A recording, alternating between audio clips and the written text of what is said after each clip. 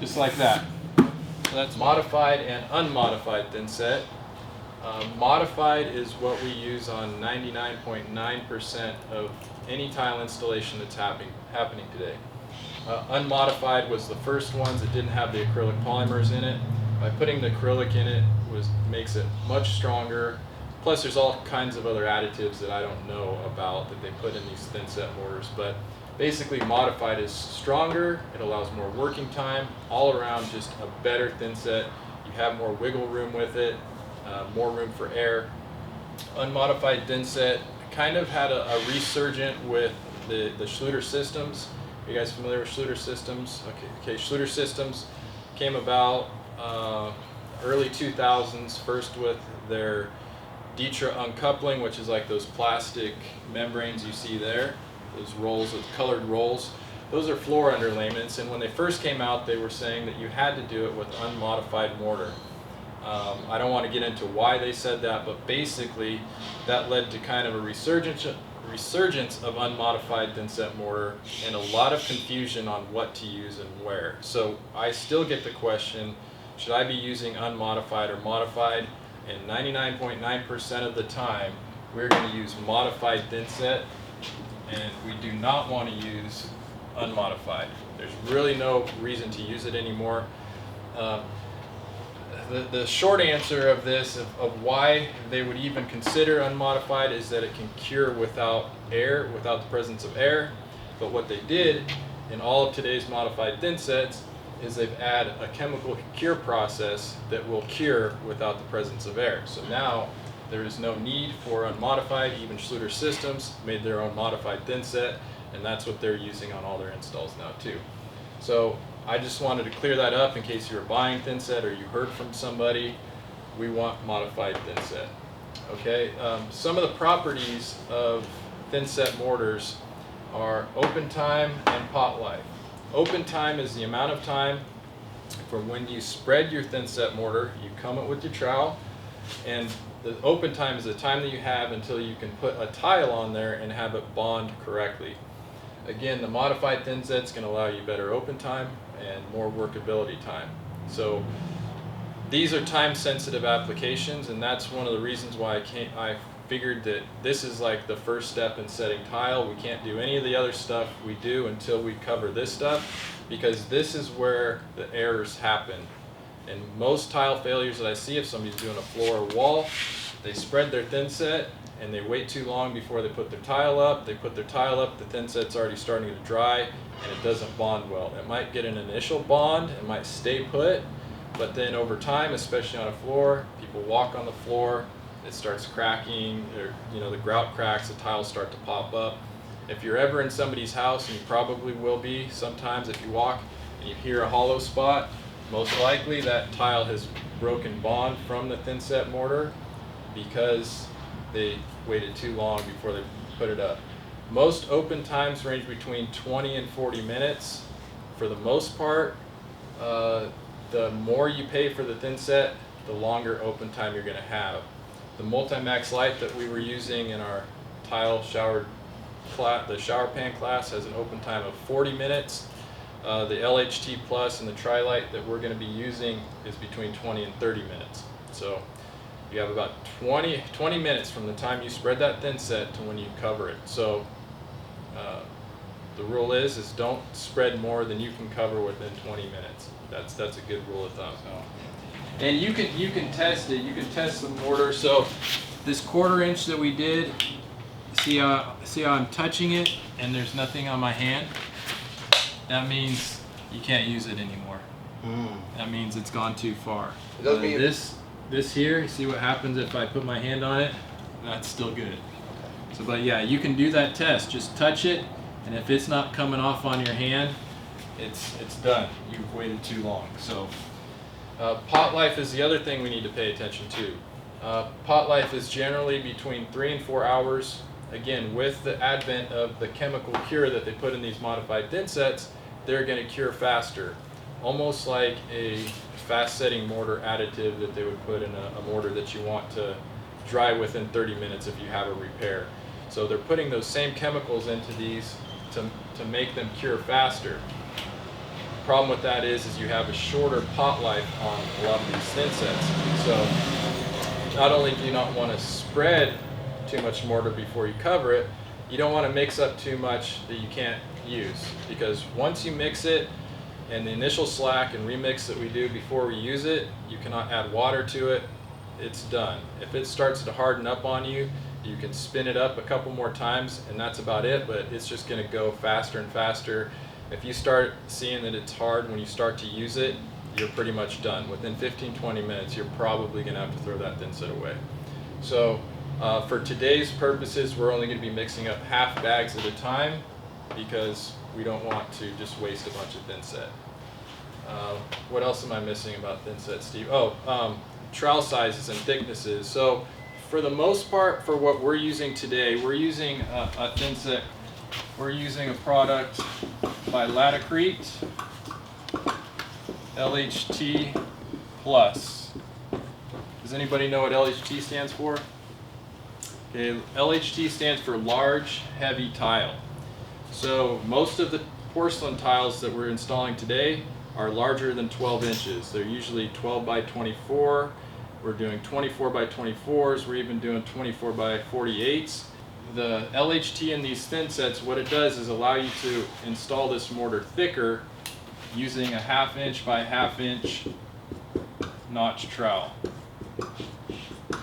So that is one of these guys.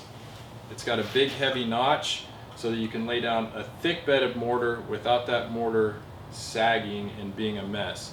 It supports itself, it's formulated to support itself a little better so that you can apply it thicker when you're setting the tile, because these tiles need to be leveled out a little bit because they're so big.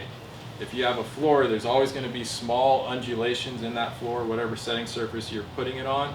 And so as you're setting, you need to usually add a little bit more, and by using a bigger notch, that's going to give you more cushion to level those tiles as you go.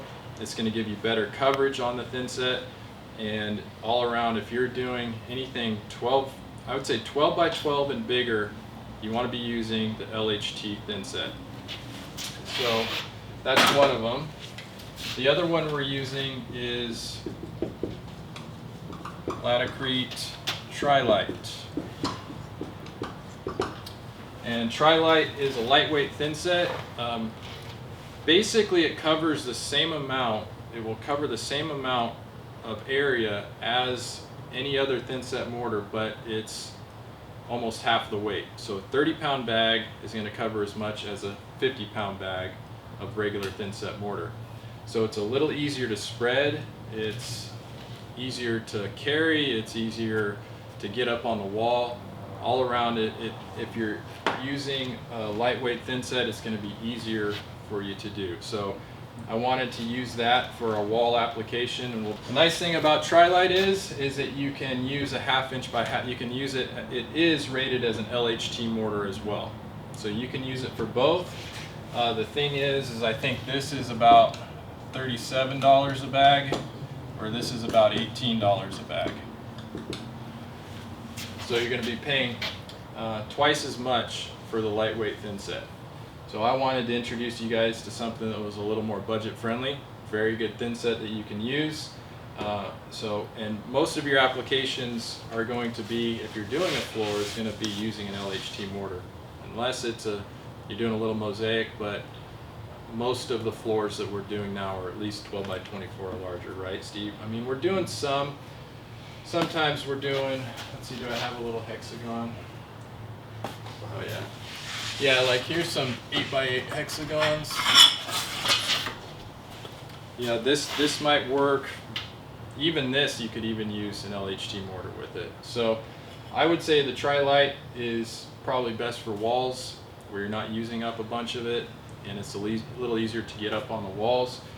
Or if you're going with floors, I would stick with an LHT mortar. Any questions on these things for right now? Yeah. Peter? Hypothetically, if there is a large tile on the wall, Mm-hmm. would you still use Trilite or the LHT? Either one will work. Either one? Mm-hmm. Okay. Trilite's probably going to be a little easier to get up on the wall, probably a little stickier, a little tackier, hold up a little bit better. Okay. LHT, see, when we're doing floors, especially if you're doing bigger floors, we can get into really big areas, 1,000 feet, 2,000 feet, and you could really break your budget by going with the Tri-Lite. Showers, you're usually looking at 100 feet, a couple bags of THINSET. You can pony up for the expensive stuff. Okay. Yep. And then for the trowels, I've seen different shapes, like U shape, square shape, triangle shape. Is that just a preference thing? For installing tile, for 90% of what we do, these square notches will do great. There is a 1/4 inch by 3/8 that will do up to a 12 by 12 tile, but I'm gonna go ahead and let me erase this. I'll tell you what tiles we can use. So I'd say 1/2 by 1/2,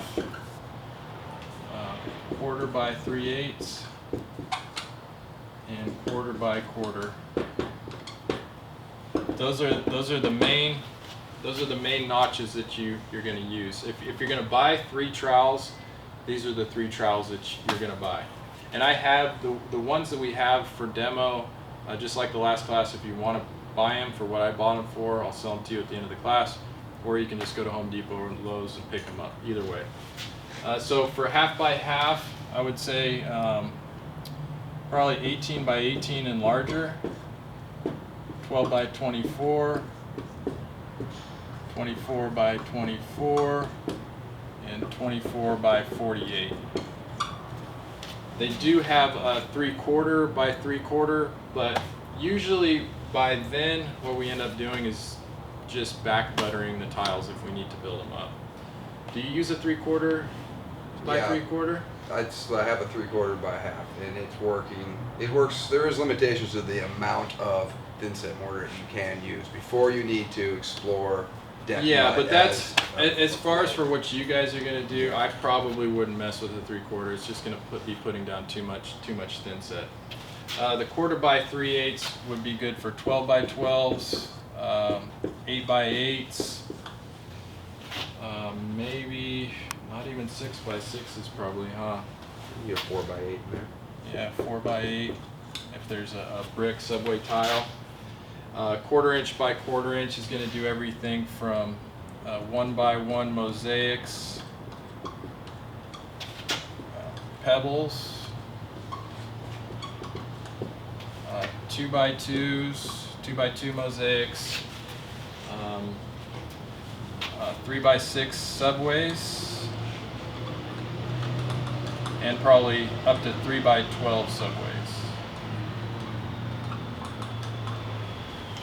So subway tiles is basically any rectangular tile. The traditional size is the 3 by 6 that they used forever in the 1920s and 30s. Made the comeback in the farmhouse design era, and so we've used a lot of 3 by 6. 3 by 12 is a more modern looking subway. Hey Steve, I think Target's here. I'll grab it. Yeah, see if that's our truck, please. 3 by 12 subways. This 1/4 inch by 1/4 inch notch is what you're going to use. So here's the range. You can see that the versatility of these 3 trowels. So if you pick these 3 up, that's probably what you're gonna be fine with that.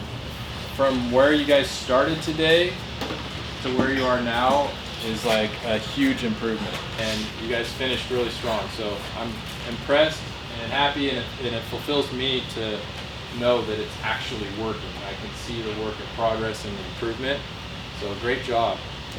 I really appreciate the support. You guys signing up for these classes is like, it helps everybody. It supports the YouTube channel. We get this out to a nationwide audience. It's going to help people, encourage people to be able to do their own projects, because it's so expensive to try to hire somebody to do it. A lot of people just don't have the money to do it, and that's why I make these videos and do this stuff. So by you guys doing this, it's supporting that whole cause. So I appreciate it. I'm sure our viewers appreciate it. So thank you. Before we go, I want to get a break. Let's get a tile coach team break. Go on in, man. We're a team here. All right, tile coach team on 3. 1, 2, 3. Tile coach team.